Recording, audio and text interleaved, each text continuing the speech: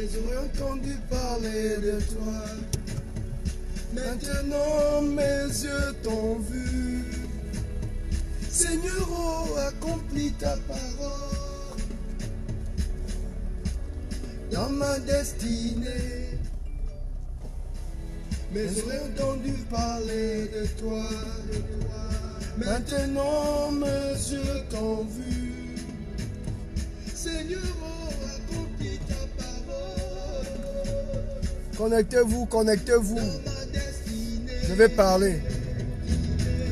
La parole s'accomplira. La parole s'accomplira. La parole s'accomplira. Je ne crains rien. La parole s'accomplira. La parole s'accomplira. La parole s'accomplira.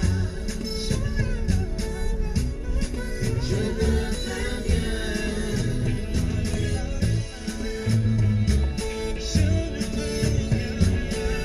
Connectez-vous, connectez-vous.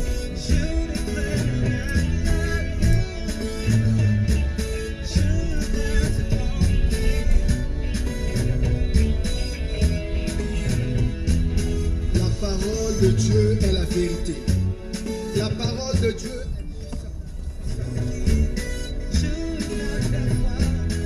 La parole de Dieu a la capacité de changer les temps et les circonstances.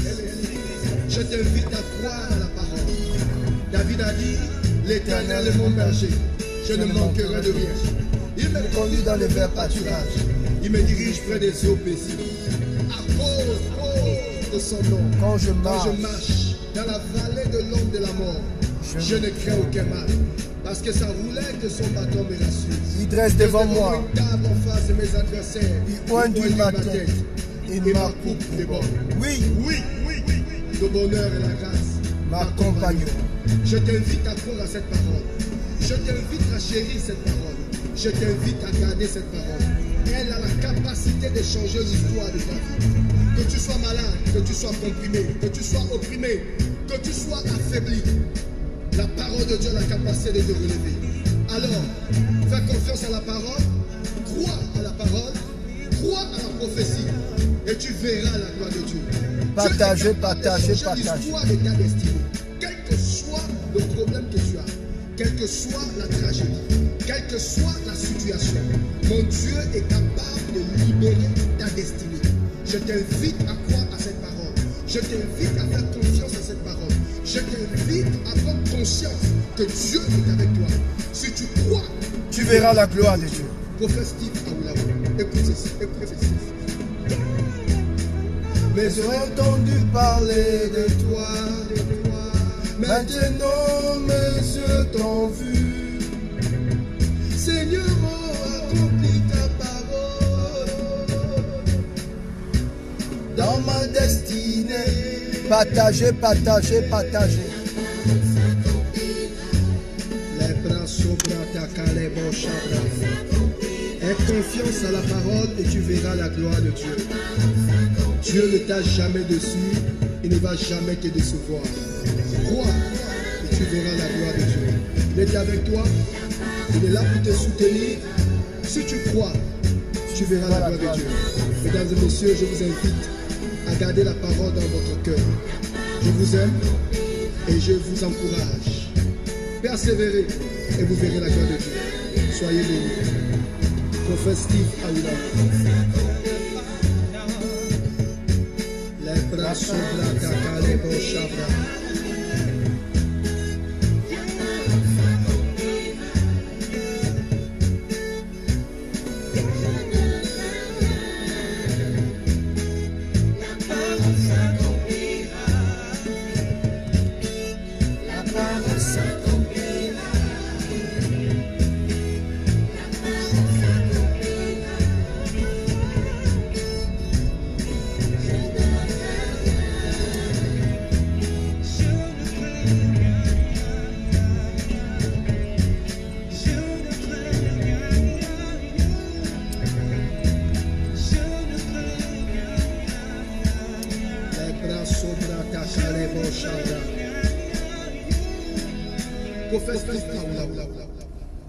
Mesdames et messieurs, bonjour, bonjour, bonjour, bonjour, bonjour, bonjour, bonjour. Que le Seigneur vous bénisse abondamment. Je vais d'abord arrêter, voilà, me stationner. Juste dire bonsoir à toutes les personnes connectées. Que le Seigneur, permettez-moi d'arranger la caméra. Que le Seigneur vous bénisse, que le Seigneur vous comble. C'est votre humble serviteur, le prophète Steve Aoulaou, pour vous servir. Je suis très content, encore une fois de plus, de vous recevoir. Est-ce que tout le monde me suit? Est-ce qu'on peut partager la vidéo, s'il vous plaît? Est-ce qu'on peut continuer de partager, partager, partager, partager, partager, partager massivement la vidéo? Partager pour que tout le monde puisse écouter le prophète. Voilà, parce que le message que je vais donner ce soir, c'est un message très puissant. Je demande à tout le monde de partager. Continuez de partager la vidéo. Partagez, partagez, partagez, partagez. Je bénis toutes les personnes qui partagent et commentez. Voilà, partagez. Déjà donner mes excuses à toutes les personnes. Vous étiez nombreux, vous vous êtes connectés, vous n'avez pas vu le prophète. Parce que tout simplement le prophète a eu un petit problème technique, mais par la grâce de Dieu, voilà, nous sommes là. Et nous croyons que Dieu est fidèle. Donc il y a eu un petit problème technique. Mais qu'à cela ne tienne, nous sommes là. Nous voulons réaliser cette vidéo ce soir pour aider le plus grand nombre de personnes. Donc je demande à tout le monde de partager la vidéo. Voilà, de partager la vidéo. Partager massivement pour que tout le monde puisse écouter la parole de Dieu. Voilà, nous bénissons le Seigneur pour son amour, pour sa fidélité. Vous avez constaté que depuis là, je suis un peu dans des audios parce que j'estime que parfois c'est important comme ça de faire des audios. Parce que nous sommes en train de travailler. Je vais vérifier. Est-ce que le son est bon? Est-ce que le son est bon? Gloire au Seigneur. Je vais vérifier. Je vérifie. Est-ce que le son est bon? Est-ce que le son est bon? Est-ce que le son est bon? Ok, je crois que le son est bon. Nous sommes en train de travailler sur le plan technique, mettre les choses en place, acheter le matériel pour bénir le peuple de Dieu. Je vous assure que ce serait formidable. Et là, je vais saluer tous les partenaires du prophète Aoulaou, toutes ces personnes qui me soutiennent. Voilà, au travers de vos prières, que Dieu vous bénisse. Merci pour votre soutien, que le Seigneur vous comble. Je vais saluer et bénir tous mes abonnés. Que Dieu vous comble, que Dieu vous garde, que Dieu ouvre les portes dans vos vies au nom de Jésus. Je suis très content, encore une fois de plus, de partager ce moment avec vous. Vraiment, ce soir, je parlerai ce soir sur, les paroles de malédiction. Voilà, les paroles de malédiction. Je ne sais pas celui qui a parlé contre toi. Je ne sais pas celle qui a parlé contre toi, qui a maudit ta vie, qui a relâché une parole de malédiction, qui a dit que tu ne peux pas réussir, tu ne peux pas... voilà, il y a quelqu'un certainement qui a dit un jour que tu ne peux pas réussir, tu ne peux pas avoir un enfant, tu ne peux pas te marier, tu ne peux pas économiser, tu ne peux pas... Laisse-moi te dire que c'est un mensonge. Et ma responsabilité ce soir, c'est de vous amener dans cette dimension à briser toute parole de malédiction. Vous savez que quelqu'un peut relâcher une parole de malédiction sur vous. Je vais d'abord enlever la ceinture. Quelqu'un peut relâcher une parole de malédiction sur vous. Vous fonctionnez et vous avez l'impression que la parole ne va rien produire. C'est avec le temps que vous vous rendez compte que effectivement cette parole pèse sur vous. Parce que la Bible dit la parole est esprit et vie. Donc cette parole c'est balade. C'est une parole. Quand elle est relâchée, c'est une parole spirituelle. Elle plane. Elle plane dans le monde spirituel. Et cette parole a la capacité de neutraliser votre vie. Peu importe les années, peu importe le temps et les circonstances. Voilà pourquoi il faut faire attention. Je connais une dame. Son papa l'a maudit. Le papa a dit, si je suis ton père, tu ne vas jamais te marier. Jamais. Si je suis ton père, je maudis ta vie. Je vous assure que jusqu'à aujourd'hui, cette sœur a du mal à décoller. Cette sœur a du mal à grandir. cette sœur a du mal à faire des progrès. Pourquoi? Parce que le père a relâché de mauvaises paroles. Faites attention. La parole est esprit et vie. Quand quelqu'un parle contre toi, parle aussi contre la personne. Souvenez-vous de David. La Bible nous dit que le diable, ok, la Bible dit que quand le diable a transporté, avant de parler de David, je parlerai de Jésus. Quand le diable a tenté Jésus, est-ce que tu te rends compte que le diable maîtrisait la parole?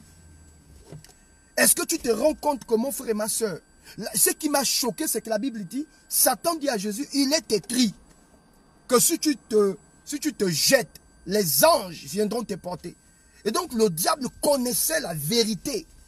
Il connaissait même la parole de Dieu. Il maîtrise les Écritures. Il ne faut pas penser que le diable, c'est un petit diable qui peut venir, qui peut te... Non, le diable maîtrisait les Écritures. Il a dit à Jésus, il est écrit que si tu tombes, les anges viendront te porter, car l'Éternel ne permettra pas que ton pied heurte contre une pierre. Il avait la connaissance de cette écriture. Qui enseignait à Satan cette écriture? Qui enseignait à Satan la parole? C'est ce qui explique que quand David va combattre Goliath, il va dire ceci à Goliath. Il dit, toi tu viens contre moi avec la lance et le javelot. Moi je viens contre toi au nom de l'Éternel, du Dieu d'Israël que tu as bafoué. Donc c'était connaissance contre connaissance, parole contre parole. Et qu'est-ce que Goliath va dire à David? Goliath va dire ceci à David. Il dit aujourd'hui, je vais couper ta tête. Et je vais donner ta chair aux oiseaux du ciel. David n'a pas fermé la bouche. David a dit, cette prophétie que tu viens de relâcher là, cette parole de malédiction que tu viens de relâcher, je déclare sur toi retour à l'envoyeur. Aujourd'hui, je couperai ta tête et je donnerai ta chair aux oiseaux du ciel. Donc, David n'a pas fermé la bouche contre la parole de Goliath. Mon frère et ma soeur, nous avons été élevés dans des familles compliquées et bizarres. Est-ce qu'on peut continuer à partager? Nous avons été élevés dans des familles bizarres. La personne qui t'a élevé, je ne sais pas le type de paroles, je ne sais pas le genre de paroles que cette personne a relâché sur toi. Est-ce que ce sont des paroles qui t'ont favorisé? Est-ce que ce sont des paroles qui t'ont retenu? Est-ce que c'était des paroles de bénédiction? Est-ce que c'était des paroles de malédiction? Et vous avez l'impression que c'est un jeu. Et moi, j'ai des personnes qui jouent avec ça. Oh non, en tout cas, nul et sans effet. Non, il faut faire un travail de fond. On peut attacher ta vie à partir d'une parole. On peut neutraliser ton avenir à partir d'une parole. On peut stopper ta famille au travers d'une parole. On peut maudire tes enfants au travers d'une parole. Voilà pourquoi c'est très important de faire un travail de fond et de couper les liens contre toutes ces paroles. Mesdames et messieurs, une dame un jour a maudit son fils. Elle a maudit son fils. Il dit, c'est moi qui t'ai accouché. Tu vas tourner toute ta vie. Tu ne vas jamais avoir une femme stable dans ta vie. Jusqu'à aujourd'hui, cet homme m'a écouté. Il a écouté le message que j'ai prêché sur la réalité et la vérité pour les abonnés de ma page Facebook.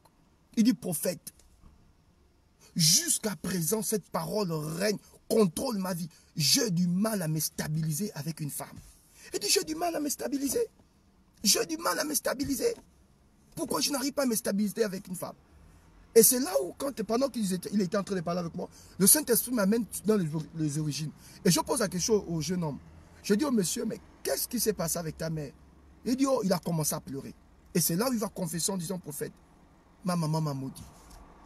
Savez-vous ce qu'une parole, la parole d'une mère, c'est-à-dire la malédiction d'une mère contre son fils, est-ce que vous connaissez l'impact d'une malédiction dans la vie d'un enfant?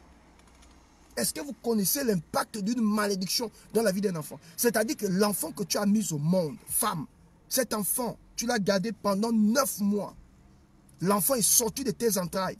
Toi-même, tu prends ta propre bouche et tu maudis l'enfant. Et aujourd'hui, tu te plains. Oh, cet enfant est devenu un drogué. Oh, cet enfant est devenu, il n'écoute pas. Mais il ne peut pas t'écouter. Il ne peut pas t'écouter. Parce qu'il y a quelque chose qui plane sur sa tête. Il y a un système. Il y a tout un système spirituel qui plane sur sa tête. L'enfant a du mal à décoller. L'enfant a du mal à être structuré, à être organisé. C'est ce qui explique qu'aujourd'hui il devient drogué. Toi, tu as déjà oublié la parole. En tant que mère, vous avez oublié la parole. En tant que père, vous avez oublié la parole. Mais cet enfant-là est victime de cette malédiction. Et si un homme de Dieu ne vient pas enlever ça, et je vais vous démontrer ce soir. Voilà pourquoi je demande à tout le monde de partager la vidéo. Partagez s'il vous plaît. Partagez s'il vous plaît. Partagez la vidéo. Je vais vous démontrer dans la Bible. Excusez-moi. Je vais positionner mon deuxième téléphone. Je vais vous démontrer dans la Bible. Je vais vous démontrer dans la Bible un homme qui a maudit son fils. Il a fallu qu'un homme de Dieu vienne enlever la malédiction. La Bible dit que Jacob, au soir de sa vie, il fait appel à ses enfants. Il dit à ses enfants, il avait 12 fils, Jacob. Et le titre c'est bénédiction prophétique de Jacob avant sa mort. Il appelle ses fils. Il dit à Ruben, Ruben, toi mon premier-né, tu n'auras pas la domination. Parce que tu as souillé la couche de ton père. Attention, c'est que je suis sur le point de dire, il va bouleverser ton entendement. Il dit, Ruben, toi mon premier-né, tu n'auras pas la domination sur tes frères. Parce que tu as souillé ma couche. Vous savez pourquoi? Il dit, tu n'auras pas la domination. Tes frères vont dominer sur toi. Parce que toi, tu as souillé ma couche. Moi, j'aurais voulu que Jacob le dise à Ruben pendant sa force, pendant le temps de sa jeunesse. Mais il attend de vieillir. Il attend qu'il soit au soir de sa vie. Il fait appel à Ruben. Il dit, toi mon premier-né, tu n'auras pas la domination. Tu as souillé ma couche. Et effectivement, Ruben était sorti avec, même pas la femme, mais la copine, sinon la concubine de son père. Et le père a attendu après sa mort. Vous comprenez ça? Jacob a attendu au soir de sa vie pour maudire son fils. Il dit, tu n'auras pas la domination. Tu n'auras pas la domination. Parce que tu as souillé la couche de ton père. Voilà un enfant qui va évoluer. Voilà un enfant qui va faire des rencontres. Voilà un enfant qui aura même la rage. Même s'il a la rage de vaincre, la rage de réussir, il ne peut pas réussir. Parce qu'il y a une parole contre sa vie. Il y a quelque chose qui plane sur sa tête. Il y a une malédiction sur la vie de cet enfant. Il y a quelque chose qui réclame cet enfant. Il va tout faire. Il va sentir comme des blocages. Il va sentir une hostilité. Il va sentir, tu vois, comme une pression sur sa destinée, sur sa vie. C'est ce qui explique qu'aujourd'hui, tu te bats. Même au niveau de tes entreprises. Tu te bats, mais rien ne bouge.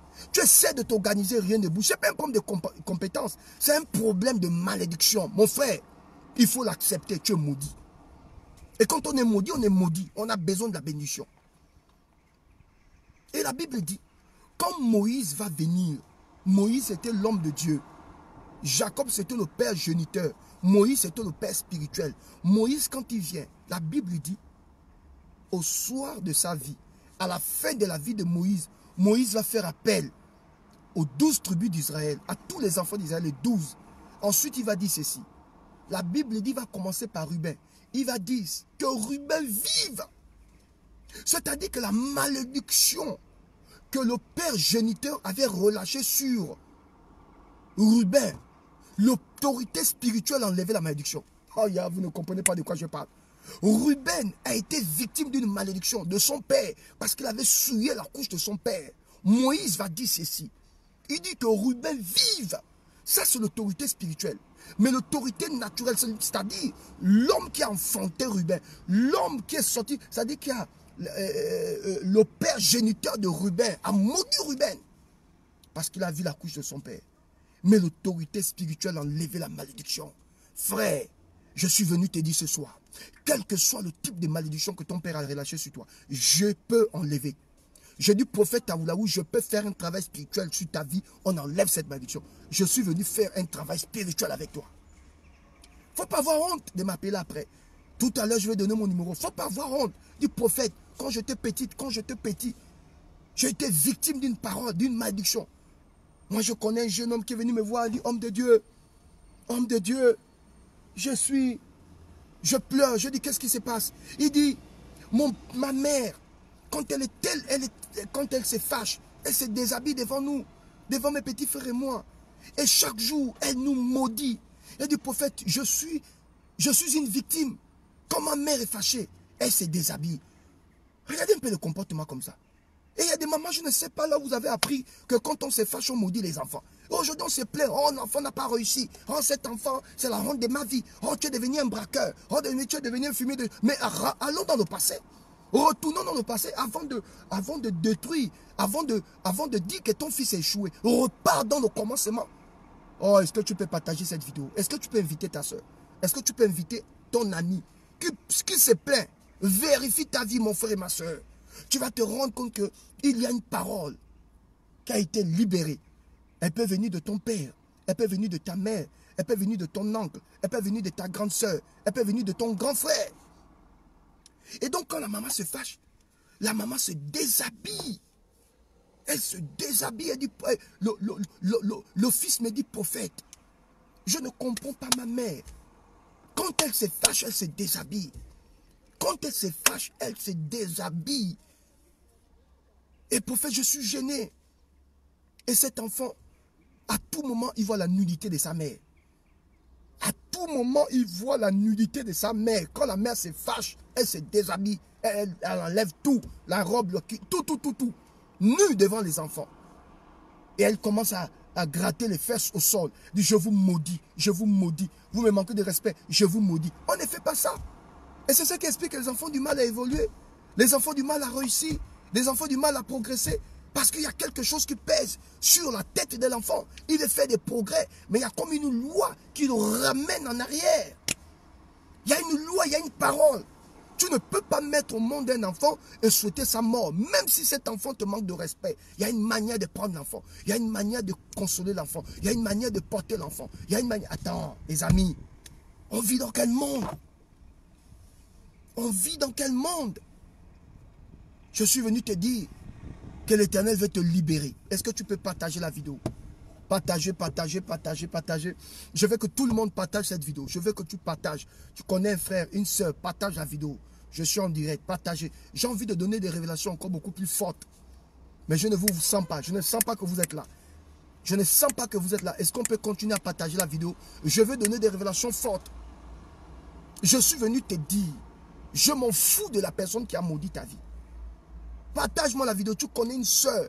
Écoute-moi. Comment? Je vais vous donner les signes. Les signes pour savoir que tu es maudit. Je vais vous donner les signes. Les signes qui démontrent que tu es maudit. Le premier signe, c'est que tu es dans la confusion. Comment savoir que tu es maudit? Le premier signe, c'est que tu es dans la confusion. Tu ne sais plus quoi faire. Quelle que soit ton intelligence, ta volonté de faire.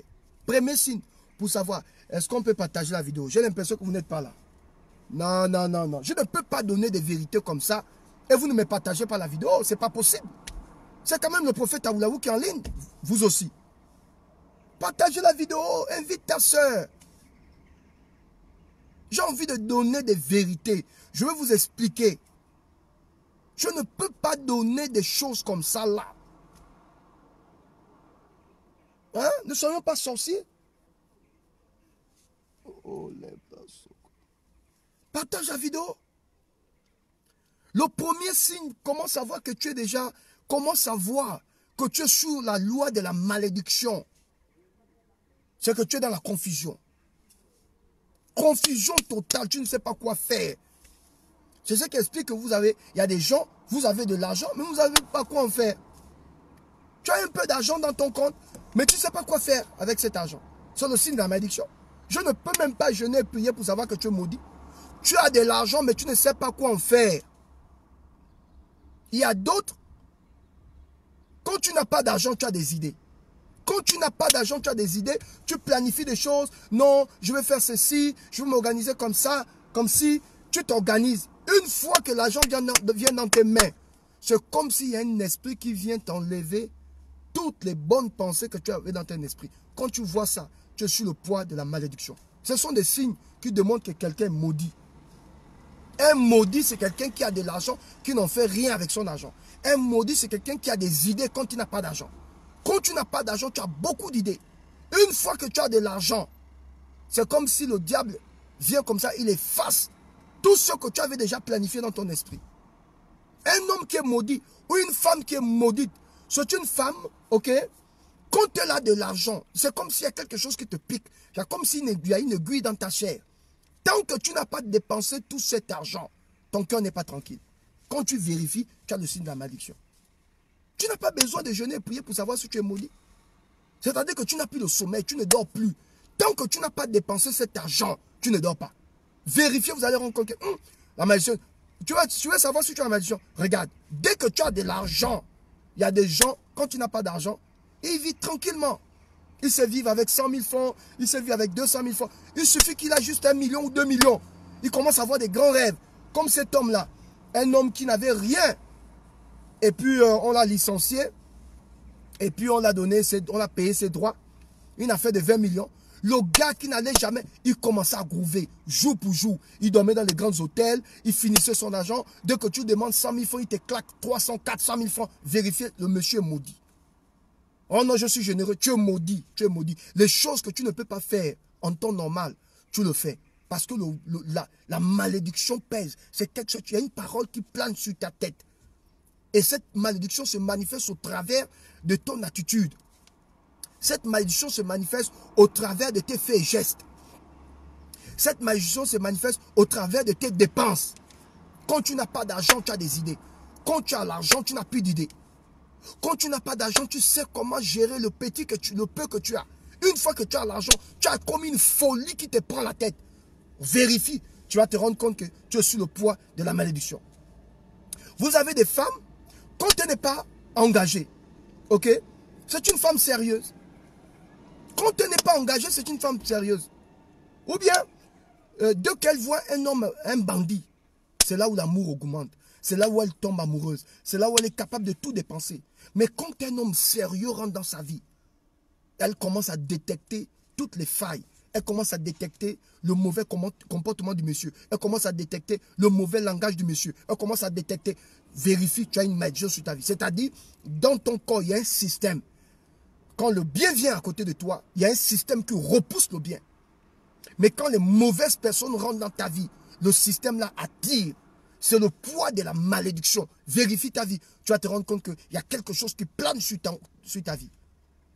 Il y a quelque chose qui repousse. Il y a d'autres, vous avez des projets. Quand tu mets en place un projet, au bout d'un certain temps, tu es découragé. Si c'est une boutique que tu viens d'ouvrir, au bout d'un certain temps, tu n'as même pas encore fait. Or, en réalité, vous voyez les gens qui font le business. On dit que pour qu'un business prend, il faut au minimum 3 ans.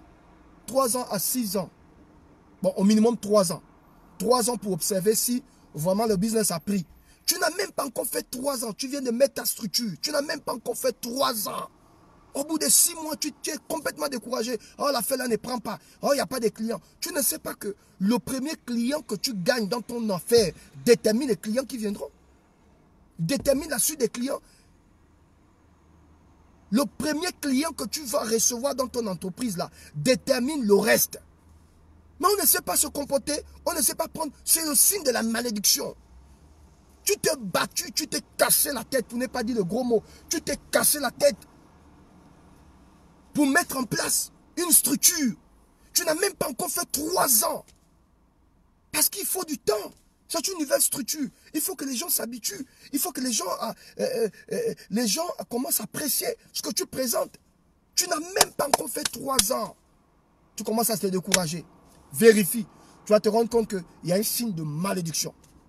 Il y a d'autres, quand tu as de l'argent, oh, tu deviens maman bonheur, papa bonheur. Il faut que toutes tes copines sachent que tu as vraiment de l'argent. Tu dépenses n'importe comment, tu dépenses sans sagesse, tu amènes les soeurs en boîte, tu amènes des copines en boîte, tu es la seule personne qui dépense. Et vous savez, vous avez toujours des mauvaises copines qui sont autour de vous. Et la mauvaise copine va te dire, non, tu es la grande, oh, tu te pètes la forme, la grande, vraiment, tu es au top, oh non, la grande, non, vraiment, c'est toi qui contrôles, non, vraiment, et on va t'encourager à dépenser, et ton esprit de malédiction va te pousser à claquer 1 tournée, 2 tournées, 3 tournées, 4 tournées, le grand, le boss, tu danses devant le miroir, tu montres à toutes tes copines que tu pètes la forme, tu es obligé même de faroter quelqu'un qui n'avait rien. Par privilège, la grâce de Dieu t'a permis d'avoir 3 millions, 4 millions, 400 000, 3 000, 4 000, 10 000 euros. Ama, au lieu de prendre soin de ta vie, au lieu de mettre sur place des projets, au lieu de payer même ta dîme, tu vas faroter dans une boîte de nuit, tu farotes. Il faut démontrer à la génération que tu as atteint quelque chose. Il faut démontrer à la génération que tu n'es pas n'importe qui. Il faut démontrer aux gens qui t'entourent, à tes copines, que tu as quand même quelque chose. Ça, c'est des conneries, c'est des bêtises. Est-ce que tu peux continuer à partager la vidéo? Et c'est ça le signe de malédiction. Quand tu vois ça, mon frère, appelle-moi ta soeur là. Ne reste pas comme ça, ne garde pas cette vidéo pour toi. C'est le temps de partager pour que ta copine vienne écouter la sagesse. Vérifie dans ta vie. Tu vas te rendre compte. Moi, je connais des femmes. Elles affectionnent des bandits. Quand une bonne personne vient, tu repousses la personne. Quand c'est un bandit, tout ton système tombe amoureuse. Tu deviens amoureuse de la personne. Amoureuse jusqu'à... Quand tu vérifies, tu vas te rendre compte que cette fille est sur la malédiction. Oh, prophète Steve, je n'arrive pas à comprendre. Je n'attire que des bandits. Je n'attire que des bandits. Tu n'as pas compris qu'il y a une loi. La loi PDPD. La loi PDPD dit quoi? Pourri dedans, propre dehors. Propre dedans, propre dehors. Si tu es pourri à l'intérieur, tu ne vas qu'attirer des pourris. C'est une loi. Dieu ne te donne pas ce que tu veux. Dieu te donne ce que tu vaux. Et tu ne peux pas dire à Dieu, Seigneur, je veux un homme de valeur. Je veux un homme de valeur. Est-ce que toi-même, tu es une femme de valeur? Parce que pour attirer la valeur, il faut dégager la valeur. Nous voulons des grandes choses. Mais on ne fait pas un travail de fond. Mon frère et ma soeur, il faut faire un travail de fond. Invite ta soeur. Invite-moi ta soeur. Oh, prophète Steve, qu'est-ce que tu... Invite-moi ta soeur. Il faut un travail de fond dans ton âme. Il faut un travail de fond dans ton cœur. Il faut que tu viennes. On va faire ce travail. Prophète, je vais être libéré. Je vais être délivré. Je ne comprends plus ma vie. Il se peut qu'il y a quelque chose qui plane sur toi. Qu'est-ce que Jésus a dit à Pierre? Il dit, Pierre, Satan vous a réclamé pour vous cribler. Mais moi, j'ai prié pour toi. Quand tu seras converti, affaiblis tes frères. Jésus lui-même, il savait que Pierre était sur l'influence d'une malédiction. Satan avait réclamé Pierre. Et il y a des familles comme ça, où toute la famille est réclamée. C'est-à-dire que personne dans la famille n'arrive à faire un pas. Personne dans la famille n'arrive à faire un progrès. Personne dans la famille n'arrive à faire la différence. Tout le monde doit avoir les mêmes choses. Tout le monde doit mourir de la même manière. Tout le monde doit rester célibataire. Vous avez au moins 7 filles, toutes les 7 célibataires. C'est quoi cette malédiction? Vérifie, tu vas te rendre compte qu'il y a une parole qui a été libérée. Il y a une parole que les ancêtres ont libérée. Et ma responsabilité, c'est de briser cette parole comme Moïse. La Bible nous dit que Jacob a maudit Ruben. Parce que Ruben a couché avec sa copine. Ce n'était même pas sa femme. Mais Moïse, homme de Dieu, a dit que Ruben vive. Il a brisé la malédiction. Moi, en tant que prophète, j'ai la possibilité de briser cette malédiction. Et je vais te donner mon numéro. Toutes les personnes qui vont m'envoyer une note vocale, je vous promets que je vais répondre. Parce que la vérité, c'est que j'ai beaucoup de notes, mais pour cette affaire-là, il faut que je fasse un travail avec vous. On doit briser cette malédiction pour que tu entres en possession de tes possessions. Tu ne peux plus continuer comme ça. Tu ne peux plus continuer avec cette malédiction qui plane sur ton dos. Tu as l'impression qu'on te surveille. Tu as l'impression qu'on te suit. Tu as l'impression qu'il y a quelque chose qui te réclame. Il y a un niveau que vous n'arrivez pas à atteindre dans la famille. Il y a un certain niveau. Vous n'arrivez pas à atteindre ce niveau. Et tu le sais. Tu le sais au plus profond de ton cœur. Tu le sais, tu sais parfaitement qu'il y a un niveau que tu n'arrives pas à atteindre. C'est quoi ce problème? C'est quoi? Pourquoi on ne peut pas? Est-ce qu'on ne peut pas briser cette malédiction? Est-ce que tu ne mérites pas le bonheur? Maman, est-ce que tu ne mérites pas le bonheur? Qui a maudit cette famille? Dites-moi un peu, expliquez-moi. Je n'arrive pas à comprendre. Qui a maudit cette famille? Qui a maudit cette famille? Pourquoi la famille n'arrive pas à faire des progrès? Pourquoi la famille n'arrive pas à faire un pas? Dans la famille, personne n'arrive à sortir la tête. On doit tous rester pareils. On doit vivre la même chose. On doit mourir pareillement. Attends, c'est quoi? C'est quoi le problème? Les amis, c'est quoi? À un moment donné, il faut se poser des questions. Il faut se poser des questions. Voilà un enfant comme ça, la personne de Ruben. Toute sa vie, il devait rester comme ça, dans la mort, parce que le père était fâché. Qui a maudit cette famille? Regarde dans ta famille, tu vas te rendre compte qu'il y a quelque chose qui plane sur la famille. Il y a quelque chose qui n'est pas normal. Il faut m'envoyer une note vocale du prophète, je veux sortir de ce problème, je ne peux plus vivre. D'abord, je vais vous laisser mon numéro là. Voici le numéro du prophète.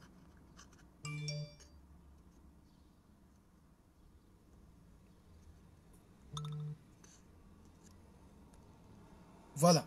Voici le numéro du prophète. Il faut que tu m'envoies une note vocale à ce numéro. Du prophète, j'ai écouté le message, je vais faire le travail. Je n'arrive pas à comprendre. La famille n'arrive pas à décoller. La famille n'arrive pas à faire des progrès. Qui nous mange dans la famille? Qui nous bouffe?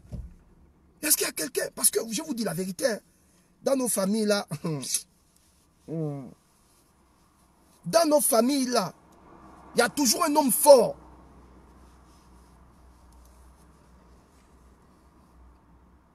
Dans nos familles là, il y a toujours un homme fort. Il y a toujours une entité. Quand vous voyez une famille, qui n'arrive pas à progresser, vérifiez. Il y a une présence. Il y a une présence démoniaque qui plane dans la famille. Au fait, il y a quelque chose qui a été relâché sur la famille. Je sais de quoi je parle. Il y a quelque chose. Il y a quelque chose qui a été libéré sur la famille. C'est ce qui fait en sorte que vous n'arrivez pas à évoluer. Mon frère, ce qui t'arrive là, c'est plus fort que toi.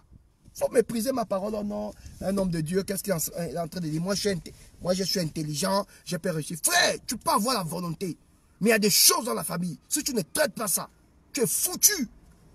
Il faut que tu m'envoies une note vocale. On va faire le travail. Et moi, quand je fais un travail spirituel avec quelqu'un, je ne demande pas d'argent. Je suis le seul pasteur qui ne demande pas l'argent aux gens. Tu ne me verras pas te dire, donne-moi tant, pour que je te libère. Jamais. Je ne fais pas les conneries là. Ah non, je ne fais pas ces bêtises là. Oh, donne-moi tant, j'ai pris pour toi, donne-moi tant. Je respecte. Il y a certains hommes de Dieu qui travaillent comme ça. Moi, je ne travaille pas comme ça. Moi, quand j'ai fini un travail spirituel avec la personne, je dis à la personne de faire une offrande de gratitude selon son cœur. C'est ce que la Bible recommande. C'est-à-dire, tu scelles ton travail. Dis Seigneur, merci. Je fais le travail avec un homme de Dieu. Je scelle ma prière selon ce que j'ai. Parce que tu ne peux pas faire ce que tu n'as pas. Donner ce que tu n'as pas. Vous comprenez, non? Et c'est comme ça que je travaille avec les gens. Vérifie ton cœur. Tu vas te rendre compte qu'il y a un problème qui pèse sur toi. Il y a une loi qui pèse sur cette famille. Pourquoi la famille n'arrive pas à évoluer? Pourquoi la famille... Voilà pourquoi tu devais déjà taguer le nom de tes soeurs. Tu devais taguer le nom de tes soeurs. Vous n'arrivez pas à vous marier. Vous êtes jolis. Le jour que Dieu vous a créé, c'est comme s'il était de bonne humeur. Mais personne dans la famille n'arrive pas à se marier. Ça veut dire quoi? Vous n'avez pas, j'allais même dire un gros mot. Vous n'avez pas un pipi comme les autres. Vous n'êtes pas joli comme les autres. Vous ne vous maquillez pas comme les autres. Vous n'êtes pas belle. C'est quoi le problème? Vous êtes tellement bizarre, tellement sale que les hommes ne peuvent pas. Mais pourquoi, si c'était le cas, pourquoi vous avez des dragueurs? Si vous avez des dragueurs, c'est que dans les dragueurs, là, vous pouvez avoir un mari. C'est là où j'ai compris que avoir un dragueur ne signifie pas que tu peux avoir un mari. Tu peux avoir des dragueurs et ne pas avoir le mari. Mais laisse-moi te dire que parmi les dragueurs, il y a le dragueur. Parmi les dragueurs, il y a le dragueur. Et c'est le dragueur qui peut te marier. Tu n'as même pas compris ce que je viens de dire. Donc, il faut briser cette malédiction. Il faut une révolution intérieure. Moi, je suis là pour vous aider. On va faire un travail. Je vais prier pour vous. S'il faut jeûner, on va jeûner ensemble. On va briser cette malédiction. Ce n'est pas normal. Covid, coronavirus ou pas, on s'en fout. Il y a le coronavirus, mais les gens prospèrent. Il y a le coronavirus, mais les gens se marient. C'est quoi ces problèmes? Il y a quoi le problème? C'est quoi le problème? Coronavirus ou pas? Je dis, le coronavirus, ça c'est pour les autres. Tu comprends, non? Il faut que tu prennes tes responsabilités. Tu as le même corps, tu as le même design, tu as la même beauté. Attends, si tu as les dragueurs, c'est que tu peux te marier. C'est quoi le problème? C'est un problème de malédiction. C'est un problème d'entité. C'est un problème de réclamation. Il y a quelque chose qui réclame cette famille. Partage-moi cette vidéo. Et quand tu parles comme ça, il y a des gens qui rêvent toujours. Oh non, en tout cas, au nom de Jésus, moi j'ai la grâce de Dieu sur moi.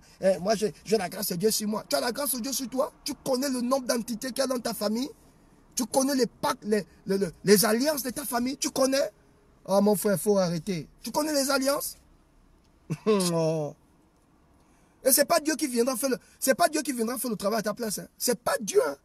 C'est ce qui explique que la Bible nous dit que quand Jésus libère Lazare, Il dit à Lazare, sort. Lazare sort. Mais quand Lazare sort, Lazare est comment?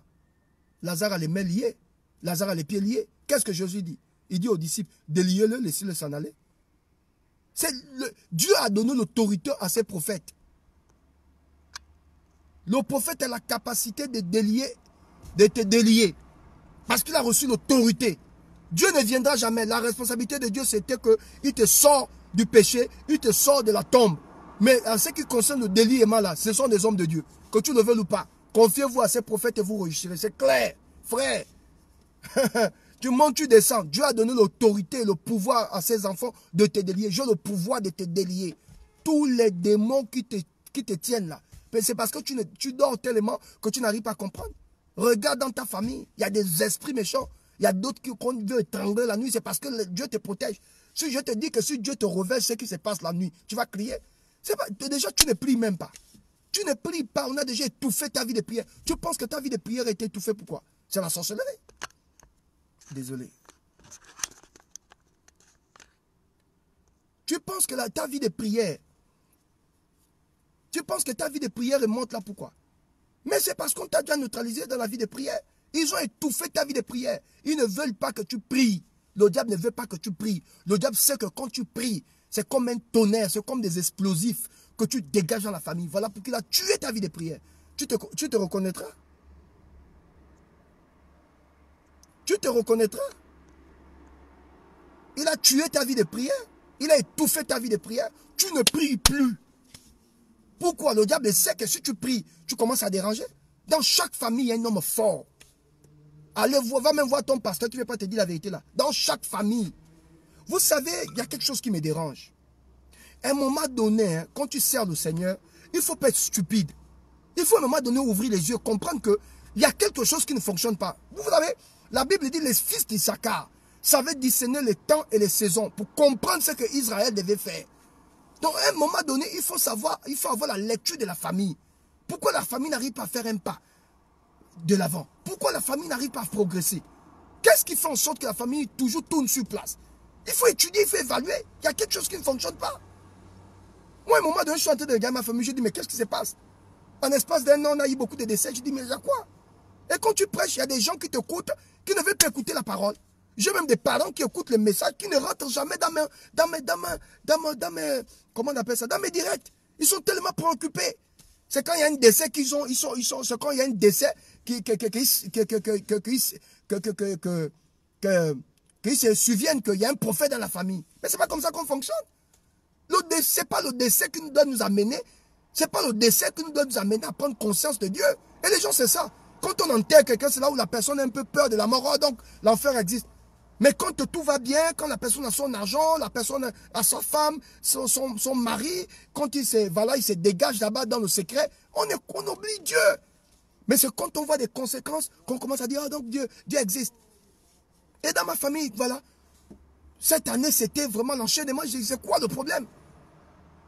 Et ça doit nous amener à aimer le Seigneur. Ça doit nous amener à avoir la crainte de Dieu. Ça doit nous amener à nous poser des questions. Qu'est-ce qui ne va pas? Qu'est-ce qui ne va pas? Chaque jour, quand je prie pour ma famille, je prie pour mes enfants. Je dis à Dieu, Seigneur, révèle-moi la destinée prophétique de chaque enfant. Et chaque enfant, Dieu me révèle la destinée. Il me dit, tu vois ton garçon, il sera ici. Tu vois ta fille là. Et je suis en train de travailler. J'oriente les enfants en fonction de la révélation que Dieu m'a donnée par rapport aux enfants. C'est important. Il faut être comme des fils d'Issachar. Il faut discerner le temps. Il faut comprendre des saisons. Nous sommes dans quelle saison? Ma famille est dans quelle saison? Mon épouse est dans quelle saison? Mon mari est dans quelle saison? Je suis dans quelle saison? Il faut réfléchir. Il ne faut pas vivre comme ça. Tu me diras, professeur, non, moi je suis malade, je ne peux plus penser à ça. Non, Dieu est capable de te guérir. Et je vous ai toujours dit que la maladie est un esprit. Il ne faut même pas, quand vous êtes malade, ne pensez pas à la maladie. Faites vos choses. Elle partira comme elle est venue. Frère, la maladie partira comme elle est venue. Moi, je connais des personnes qui étaient malades. Ils ont été diagnostiqués. Le médecin a dit, tu es malade, il te reste tant de choses à vivre, tant de jours à vivre. Le monsieur continue de vivre, la maladie est partie. C'est quoi la maladie? La maladie est trop petite pour t'arrêter. Et mon mari, il faut être comme un fils d'Issachar, il faut discerner. Qu'est-ce qui se passe dans la famille? Qu'est-ce qui se passe dans cette famille? Il faut ouvrir les yeux. Il ne faut pas vivre pour vivre. Oh non, la famille là, en tout cas, on va encore faire comment? Voilà le langage des Gabonais. On va encore faire comment? Même au niveau de la politique. Les hommes politiques sont en train de piller le pays. On va encore faire comment? On va encore faire comment? c'est toujours la même famille qui est au pouvoir. On va encore faire comment? C'est comme ça l'homme gabonais. L'homme gabonais, l'homme africain, c'est toujours ça. Beaucoup plus en particulier au Gabon. On va encore faire comment? C'est dans nos têtes. On va encore faire comment? C'est le langage des lâches. On a la possibilité de changer des choses. On a la possibilité d'amener l'existence qui n'existe pas. On va faire comment? On doit briser ça. C'est quoi ces problèmes? On a quel problème? On va encore faire comment? On peut faire quelque chose? On va encore faire comment? On peut faire quelque chose. On peut commencer à faire des temps. On peut organiser des temps de prière intenses dans la famille. On peut rentrer en contact avec le prophète Aoulaou. Prophète, qu'est-ce qu'on doit faire? On commence à prier. Je libère une prophétie, je dis sur la famille Bongo, plane une loi de la réclamation. Et si cette famille ne se lève pas, un à un, chacun sera jugé. Les gens n'ont pas compris. Aucun membre ne s'est rapproché du prophète pour dire prophète Aoulaou. On a écouté la prophétie, qu'est-ce que Dieu dit? Et c'est ça qui explique qu'aujourd'hui, les gens vivent comme ça. Après, on va dire on n'a pas de prophète. Tout ce qui va se passer au Gabon, le prophète Aoulaou, je détaille les événements, je tout dis. Quand on vit dans une famille, et le Gabon, nous sommes comme une famille. Nous appartenons à une même famille, nous sommes des Gabonais. Et l'homme gabonais, c'est ça. On va encore faire comment?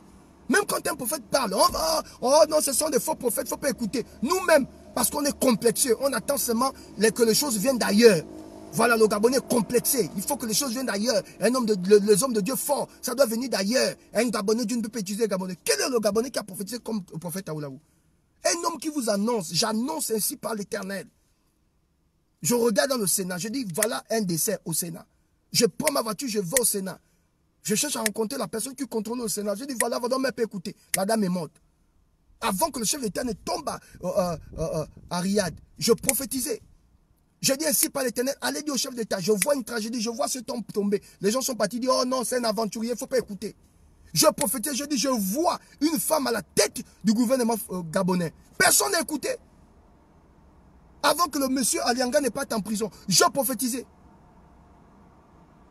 Il y a quelqu'un qui était à côté de monsieur Alianga qui a dit, oh non, ils ont posé la question, est-ce qu'il a construit une grande église? Oh, il n'a pas encore une grande église. Il ne faut pas écouter ça. Voilà l'esprit du Gabonais. Et c'est ce qui va nous tuer. On va encore faire comment? On ne sait pas lire les temps. Je dis aux autorités gabonaises, faites attention. Je suis en train de voir un nuage sombre. Ce n'est pas une affaire de voir. Je dis, je ne vois pas seulement le sang. Je vois les morts alignés comme ça. Je vois Dieu frapper chaque responsable, chaque autorité au Gabon qui ne vont pas honorer, chaque autorité qui ne va pas honorer la volonté du peuple sera frappée. Tu annonces les gens ne comprennent pas. À un moment donné, tu fermes aussi la bouche. Moi, j'ai fait ma bouche, je vous observe, je regarde. Mais l'avenir nous dira, attendons les élections, l'avenir nous dira. J'ai dit, attendons les élections, on saura qui est prophète, qui a dit quoi, qui n'a pas dit quoi. Attendons les élections. On va encore faire comment? Et ce même comportement-là, même jusqu'à nos familles. Vous êtes 5 sœurs dans la famille. Toutes les sœurs, toutes les 5, personne ne se marie. Vous ne pouvez même pas vous rapprocher d'un homme de Dieu pour dire homme de Dieu. Cette affaire-là, c'est comment? Est-ce qu'on peut faire un travail spirituel pour cacher cette entité? Rien du tout. On est là, on vit, on a des copains, on a des copains, on a des copains. Tu penses que ta vie, tu vas toujours te limiter aux copains? Tu penses que ta vie là, c'est le copain, le copain, le copain, le copain, le copain, le copain, toute ta vie copain? Dieu veut que tu puisses avoir un mari, qui te respecte, qui t'honore. Maman, il y a une entité sur toi. Il y a quelque chose qui plane sur toi. Il faut faire un travail de fond. J'ai dit au Gabon, il y a quelque chose qui plane sur le Gabon. Et j'ai dit aux autorités du Gabon, la colère, le peuple est en colère. Écoutez-moi, ce n'est pas une affaire de buzz. Hein. Ce n'est même pas une affaire d'argent. Je ne vis pas pour l'âge. Je ne vis pas... désolé. Je ne vis pas à cause des autorités du Gabon. Je ne vis même pas à cause de l'argent du Gabon. Non, non, non. Mais je dis ce qui arrive au Gabon là. Vous ne faites pas attention. Vous allez détruire ce pays. Parce que le Gabonais en ce moment est en colère. Et c'est cette prophétie que je donne tous les jours. Le cœur du Gabonais est en colère. Le cœur du Gabonais est noir. Le Gabonais est prêt à exploser, à mettre le feu dans son pays. Le Gabonais est prêt. Et je vous dis, les élections qui arrivent là, ça va se passer de manière individuelle. Ce serait comme des règlements de compte. Vous ne comprenez pas le prophète Aoulaou. Vous allez avoir chaud les élections qui arrivent là. Ce serait des règlements de compte. Règlements de compte, c'est-à-dire qu'on dit telle autorité dort là-bas. Les gars ramènent le feu, ils allument. Telle autorité dort là-bas. C'est des règlements de compte. Ce ne serait pas des trucs de masse. Parce que vous, quand on vous parle, vous ne comprenez pas. Quand on vous parle, vous pensez que c'est l'argent. Quand on vous parle, vous pensez que c'est le buzz. Ce que je suis en train de vous dire, j'ai vu ça dans la vision. J'ai vu une organisation. Je vis une organisation. Je vis des gens s'organiser. Des gens s'organiser parce que le but aujourd'hui, c'est de mettre le feu au Gabon. Et quand on vous avertit, vous ne comprenez pas. On vous avertit, vous ne comprenez pas. On vous avertit, vous ne comprenez pas. On vous avertit, vous ne comprenez pas. On va encore faire comment? C'est-à-dire que tout le monde doit penser pareillement. Depuis que je prophétise, on m'a déjà catalogué. Oh, c'est un opposant. Vous qui m'avez nommé opposant, je suis qu'un prophète. Je dis ce que je vois. J'aime mon pays, j'aime mon Gabon. Je dis ce que je vois dans mon esprit. Ainsi par l'Éternel, voilà ce qu'on peut faire. Si les autorités prennent conscience qu'un homme de Dieu a parlé, ils vont chercher à ajuster le peuple. J'ai dit aux autorités du Gabon, prenez soin du peuple. On ne m'écoute pas. Il y a d'autres même qui ont dit, oh non, c'est un Camerounais. Moi, je vous dis, je suis Gabonais, du Haut-Togo. J'ai dit aux autorités, faites attention. Je vois le cœur du peuple, le cœur du peuple est en colère. Le cœur du peuple est en colère. Faites tout ce qui est à votre pouvoir pour apaiser le cœur. On va encore faire comment? On va encore faire comment? On va encore faire comment? Et c'est cet esprit-là qui est rentré même dans les familles. On va encore faire comment? On va encore faire comment? Les gens sont en train de mourir dans la famille. On va encore faire comment? Vous êtes dans une famille, vous êtes 7 garçons, personne ne se marie. On va encore faire comment? 7 filles, personne ne se marie. On va encore faire comment? Quelqu'un, un DG, tu as de l'argent, tu peux améliorer ta condition, la condition de ta famille. Mais tout ton argent part dans les boîtes de nuit, tout ton argent part dans le show, tout ton argent part dans les petites. On va encore faire comment? On va encore faire comment? Vous êtes sur le poids d'une malédiction. Quand vous voyez des autorités qui n'arrivent pas à développer un peuple, vérifiez. Vous allez rendre compte qu'il y a une malédiction qui plane sur le Gabon. Il y a une malédiction qui plane sur les autorités du Gabon. Et pour chasser la malédiction, il faut poser les actes prophétiques forts. Il faut assainir le pays. Par des prières, par des déclarations. Faire le tour du Gabon avec des groupes d'évangiles, des groupes de prières fortes. Assainir le pays, poser les actes prophétiques. Mettre le sel dans tous les grands carrefours du Gabon. Quand tu parles comme ça, non, ils veulent le buzz. Si les autorités comprenaient la prophétie, on pouvait faire appel au prophète. Bon, prophète, vous avez prophétisé. Vous êtes 5, 6, 7, 10 prophètes. Qu'est-ce qu'on peut faire pour améliorer l'atmosphère du Gabon? Il est question de ça. Même les vieux pasteurs, les vieux prophètes, les aînés, aujourd'hui sont perdus. Parce qu'ils ont mangé un peu, ils ont fermé les bouches, il n'y a plus rien. Vous méprisez, vous ne savez pas que les élections qui arrivent là, les gens vont s'appuyer sur l'église. Vous connaissez l'impact que l'église au Gabon? Depuis que les églises sont fermées là, on est en train de tester les Gabonais, on est en train de tester les pasteurs. Depuis que les églises sont fermées là, l'église au Gabon, c'est une puissance. Si l'homme musulman, l'homme catholique, l'homme des églises de réveil se mettent ensemble pour présenter un seul candidat, même si on dit que l'église ne fait pas la politique, pour présenter un seul candidat, c'est fini. Ces hommes n'auront peur de vous. Mais au Gabon, on va encore faire comment? On va encore faire comment? On pille le pays, on va encore faire comment? Quand un prophète parle, oh, c'est pas moi, c'est le prophète Aoulaou, il faut afficher son nom, il faut le mettre en prison, parce que nous sommes des potrons, nous sommes de peureux, et ça cause cet esprit de trouillard là, qu'on ne va rien faire. Même les opposants, c'est des gros peureux. Des peureux, ils ont peur d'aller en prison, ils ont peur d'être attrapés. Tous les opposants, c'est moi qui le dis, prophète Aoulaou, vous êtes des peureux. C'est un comportement de lâches. Je vous le dis aujourd'hui, je parle aux opposants, et je vais revenir là-dessus. Vous avez des comportements de lâches. Vous vous comportez comme des lâches. Vous avez peur de la mort. Vous avez peur de la vie. Vous avez peur de la mort, oui. Vous avez peur de vous imposer. Parce que 2023, là, vous allez voir encore. Le PDG va encore déployer sa puissance. Après, on va maintenant aller se plaindre maintenant. Se plaindre un peu à gauche, à droite. Oh, j'ai gagné les élections. Tu as gagné les élections. Incapable de se structurer. Toute l'opposition est dérangée, vous êtes divisés. Vous allez gérer le peuple comment? Vous-même, vous ne vous gérez pas vous-même. Vous n'arrivez pas à vous entendre. Hein? Pas de regroupement. Les autres, est-ce que vous savez que le PDG en ce moment est en train de mettre des structures en place? Le PDG est déjà en train de faire asseoir certains compatriotes un peu partout. Le PDG est en train de tout boucler. Le PDG est en train de faire toute une chaîne. Les opposants, quel est le travail que vous faites? Après, c'est pour venir se plaindre ici. Oh non, j'ai gagné les élections. Tu as gagné les élections. Tu as gagné les élections. Vous devez déjà vous préparer. Préparez-vous déjà. Après, oh non, non, notre pays, plus jamais, plus jamais. Mais les gens sont structurés. Vous n'êtes pas structurés. Il y a tout un désordre dans l'opposition. On ne sait même pas le chef de l'opposition, c'est qui. Vous vous insultez entre vous. Regardez les activistes. Vous vous insultez entre vous. Et quand tu parles comme ça, on va encore faire comment? On va encore faire comment? Voilà le plus gros démon qui est rentré au Gabon. C'est ce démon-là. On va encore faire comment? Son nom, c'est on va encore faire comment? Il est même rentré dans nos familles. Le démon-là. Le démon qu'on appelle, on va encore faire comment là? C'est ce démon-là qui est rentré dans nos familles. Aujourd'hui, la famille est dans la pauvreté. Personne ne cherche à connaître le pourquoi. Les enfants sont maltraités par la sorcellerie. Personne ne cherche à se comprendre le pourquoi. Tout un pays au sol. Personne ne parle. Personne ne cherche à savoir ce qui se passe sur le plan spirituel. On est là seulement dans les grands discours. On est là seulement en train de... On ne cherche pas à savoir. Mesdames et messieurs, je vous en supplie. Si tu fais partie de cette liste de personnes, tu sens une malédiction sur toi, j'ai mis mon numéro. Rentre en contact avec le prophète Awulaou Steve. Je vais faire un travail avec toi. Voici le numéro du prophète. Appelle-moi. Prophète, je ne comprends pas ce qui se passe dans ma famille. Je vais faire un travail spirituel. Aidez-moi, homme de Dieu. Aidez-moi. Aidez-moi, la famille a du mal à décoller, la famille a du mal à avancer. J'ai tout fait. Homme de Dieu, aidez-moi. Aidez-moi, homme de Dieu. Aidez-moi. Envoie-moi une note vocale. On va briser cette malédiction. Mon frère, toute une famille ne peut pas aller dans l'échec. C'est quoi le problème? Pourquoi toute une famille dans l'eau? Tout un pays dans l'embrouillamie? Qui nous a mangé? En fait, je me pose des questions. Je me pose des questions. Qui nous a mangé? Qui nous a mangé, les amis? Qui nous a mangé? C'est quoi le problème? Donc, envoie une note vocale au prophète. On va faire ce travail. Et je te garantis que tu seras libéré. Je te garantis que tu seras libéré.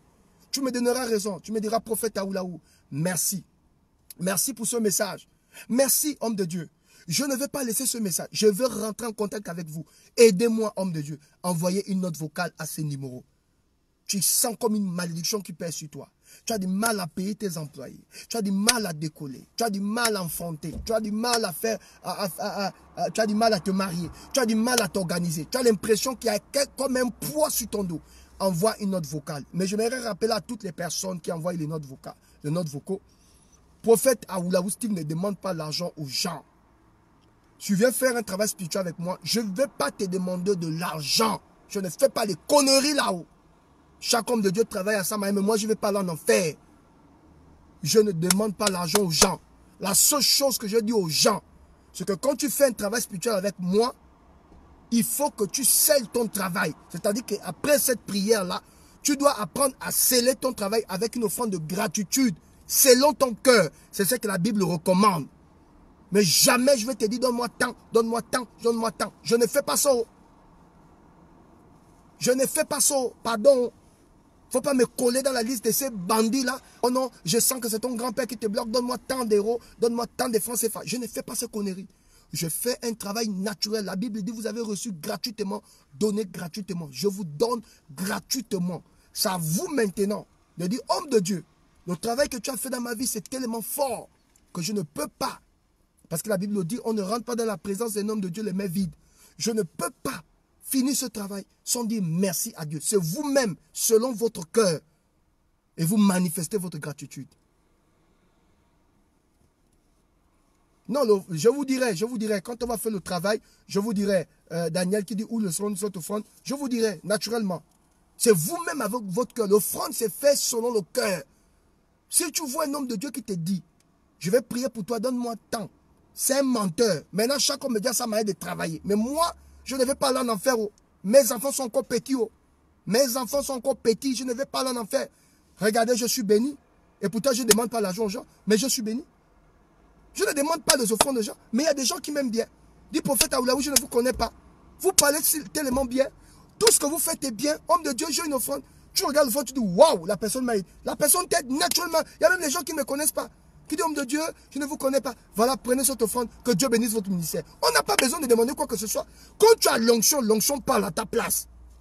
Les hommes de Dieu qui demandent l'argent sur Facebook, là, arrêtez ça. C'est de l'arnaque. Que Dieu nous aide. Et quand tu parles comme ça, on te maudit dans les églises. J'ai pitié de vous. Que Dieu nous aide. Il faut arrêter ça. Il faut aller travailler. Facebook, ce n'est pas un travail. Il faut aller travailler. C'est de l'arnaque. Voilà pourquoi je n'aime pas cette affaire-là. Oh, si je prie pour toi dans mon temps, je n'aime pas ce truc-là. Tu veux donner un homme de Dieu, tu donnes selon ton cœur. Oui. Mais un homme de Dieu n'a pas le droit de t'obliger de donner une offrande. Non. Donc, Dieu vous bénisse abondamment. Toutes les personnes qui veulent faire un travail spirituel avec le prophète, envoyez une note vocale à ce numéro qui se trouve au bas de votre écran. Je me ferai le plaisir de répondre à votre message, de prier pour vous, afin que la gloire de Dieu soit sur vous. Je vous aime de tout mon cœur. J'espère que vous avez vu le visage du prophète aujourd'hui. Nous continuons nos temps de prière. Je vous aime. Je promets à toutes les personnes qui m'ont envoyé, si vous m'envoyez une note vocale, je vous promets que je vais répondre et je vous dirai. Je ne veux pas les gens je veux les gens qui veulent sortir de ce problème. Vous sentez comme quelque chose qui pèse sur vous. Vous êtes stérile. Vous sentez une hostilité. Vous n'arrivez pas à avancer. Vous sentez comme un vice sexuel. Quelque chose qui vous ramène en arrière. On va prier. On va briser cette malédiction et Dieu vous bénira. Que Dieu vous bénisse. J'espère que vous avez écouté ce message. Je vous aime de tout mon cœur. Je vous porte dans mon cœur. Je vous souhaite une bonne soirée. Et je vous dis à bientôt. Merci beaucoup pour votre patience. Merci beaucoup pour votre présence. Que Dieu vous bénisse. Bonne soirée. Prophète Steve Awolaou, votre humble serviteur. Vous retrouverez ce message sur YouTube. Connectez-vous sur ma page YouTube. Voilà, vous retrouvez ce message de l'autre côté. Prophète Steve Awolaou, connectez-vous. Que Dieu vous bénisse. Bonne soirée à vous. Je vous aime. Bye bye.